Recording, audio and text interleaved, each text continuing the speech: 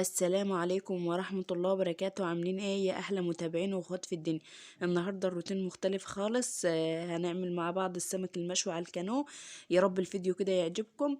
اول حاجة طبعا رحت السوق وجيت هرتب الحاجة بتاعت السوق.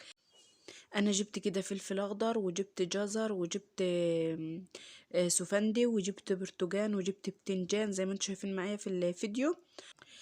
طبعا الحاجة اللي ببيتك محتاجها انت بتجيبيها. انا جبت هنا سوفندي والبرتقال زي ما انتم شايفين كده، وجبت صابون برضو ما كانش عندي صابون، وجبت وزن الطماطم جامدة عشان السلطة، وجبت برضو وزنتين كده لينين عشان خاطر اخزنها، لان بصراحة ما خلصت اللي انا كنت مخزناه، فعايزة اخزن شوية كده قبل رمضان ان شاء الله، يعني من غير شر. فهجيب كل مدى كده شوية من السوق واخزنهم معاكم. بس هنا وجبت بطاطس، جبت برضو كيسين كده بطاطس، طبعا بجيب بطاطس ياما لا غنى عنها. وجبت هنا السمك ده، وطبعا رتبت كل حاجة بتاعت السوق. جبت بقى هنا شوية رز كده وطلعت على السطح مسكتهم نجيتهم كده عشان خاطر اشوف لو فيهم حاجة مش نظيفة ولا كده اشوفهم حلو. وهنا بقى عملت الكانون وقلت اما احط الرز ده يستوي عليه كده براحته. بصراحة الاكل على الكانون ليه طعم تاني خالص، مختلف. وهعمل برضو شوية، وهعمل السمك برضو على الكانون. شغل كله النهاردة ان شاء الله هيبقى على الكانون وعلى الصوت. طبعا وانا مولعه كده على الرز، عملت الدجه بتاعت السمك وعملت السلطه. والسمك كنت غسلاه ومنضفاه تحت وكنت سايباه في ريحه كده هنا لحد ما يتنجح شويه. طبعا غسلته بملح ودقيق وشطفته حلو، وبعد كده حطيت له ميه نظيفه وقمت حاطه له قشر السفند دي يديله برضو ريحه حلوه. وهنا طبعا جبت الطماطم خرطتها وقرن فلفل، والخضره عندك بقى جزر عندك خيار اللي تحبي تحطها على السلطه براحتك خالص. طبعا انا جبت حاجتي كلها في ريحه هنا على السطح عشان اشتغل منها على طول ما غيبش ريحه جايه كده كل شويه. انا رصيت كل حاجه انا محتاجاها على الصينيه وقمت طالعه بها فوق على طول. هنا خلاص خلصت السلطه، احط لها بقى خلطه من اللي انا عاملاها. ان شاء الله برضو هبعمل معاكم الخلطه دي عشان خاطر تعرفوا هي فيها ايه وبيتحط لها ايه وتشتغلوا منها على طول في بيتكم. ما تستغنوش عنها، انا بحط منها للسمك وبحط منها للطبخ ولكل حاجه زي ما انتوا بتشوفوا معايا في الفيديوهات.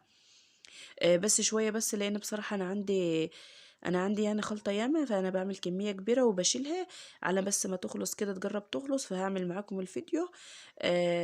وهنا خلاص كنت بعمل بقى التمليحة. هعمل بقى خرط كده عود خضرة ومعاه توم اللي هو توم الأخضر ده، وهنا فلفل أخضر. بصراحة أنا لقيت القرن ده حراق فحطيت نصه، وحطيت نص قرن فلفل من اللي هو الأخضر التاني، وهعصر كده ليمونة كبيرة عليه. طبعا الخلطة فيها كل حاجة، فيها خل وفيها ليمون وفوق كل حاجة، بس انا بحب احط ليمونة خضرة كده زي ما انتوا شايفين. وهجيب بقى من الخلطة ده احط كده معلقتين طبعا على حسب الحدق اللي انت تحبيه بتاع السمك، وهحط بقى شويه الميه وبس. هنا يبقى التملحه معايا كده جاهزه. انا جهزت كل الحاجات دي على ما الرز كان استوى وتلدن معايا. هقوم بقى السمك هنشيله من الميه وانضفه حلو. طبعا انا كنت غسلاه ومنضفاه يا دوبك كان كده بينشطف في الميه دي. بس هنا خلاص طبعا البتاع دي انا حطيتها كده. هو صاش كده عندنا قديم، فقمت ماسكاه الاول كنسته ونضفته وقمت حاطاه لحد ما سخن حلو، وهصلحه كده بالميه والكيسه كده عشان خاطر يبقى نضيف، ويبقى السمك معاه نضيف، ما يبقاش خايفه يعني واحنا بناكلوه لا يكون في اي حاجه مش نضيف. بس هنا خلاص طبعا بقى انا كنست العرصه البتاع دي الاول مره واتنين لحد ما اتاكدت ان هي نضف، و... وعملتها يعني كده زي ما انتوا شايفين بالكيس عشان برضو اتاكد من النظافه بتاعتها. بس هنا خلاص هجيب السمك بقى واعمله كده بالرده زي ما انتوا شايفين واشويه على طول. طبعا انا كنت بجرب العرصه ديت كانت حاميه ولا ايه. حطيت لها كده شويه رده، لقيت الرده يعني احمر على طول، فهحط على طول هعمل السمك كده بالردة وهقوم حاطه على طول. انا هعمله على دورين لان العرسة كانت صغيرة، يعني ما كنتش عاملة الكانون كبير اللي كان موصل لورا. بس هنا خلاص هحطه بقى لحد ما هو مش هياخد حاجة، لان زي ما انتوا شايفين النار عالية وحلوة زي ما انتوا شايفين كده، فهو ياخد لون معايا على طول، وهنجيله ورا يتلدم براحته خالص على ما احط الدور التاني. عايزة اقول لكم السمك على الكانون والرز، اي حاجة بتعملها على الكانون والله لو شوية رز بشوية مية كده هو بيبقى لهم طعم مختلف خالص عن ما تكوني عاملاهم على الغاء. انا حبيت اصور معاكم الفيديو ده تغيير يعني، وفي نفس الوقت اشجعكم. انا ان شاء الله هعمل الكانون ده وهوريه لكم برضو بالتفصيل، بس انا مش هعمله كده. انا هحط الصاج اللي انتوا شايفينه ده هحطه في الارضيه عشان خاطر السطح عندنا ما يبص يعني من السخونيه. وان شاء الله برضه هصوره معاكم. بصراحة انا كنت مطولة الفيديو ده جامد، كان حوالي عن ساعة، فانا قصيت منه وخليت الفيديو عن السطح النهاردة، وبكرة ان شاء الله هنزل لكم تكملة الروتين. كملت برضه نظفت شقتي ورتبت برضه المطبخ والحاجة، هنزله لكم في فيديو تاني لوحده. بس هنا خلاص طبعا الصغير ده انا رجعت ورا عشان خاطر يتلدن معايا، والكبير برضه بحطه قدام كده. آه، وهنزل بقى بالتتبيله اللي انا عملتها وياكو، هحط كده عليها كده يتشرب برضو منها ويديها نفس حلو وطعم حلو وهو على النار. طبعا النار كانت خلاص يعني طفت،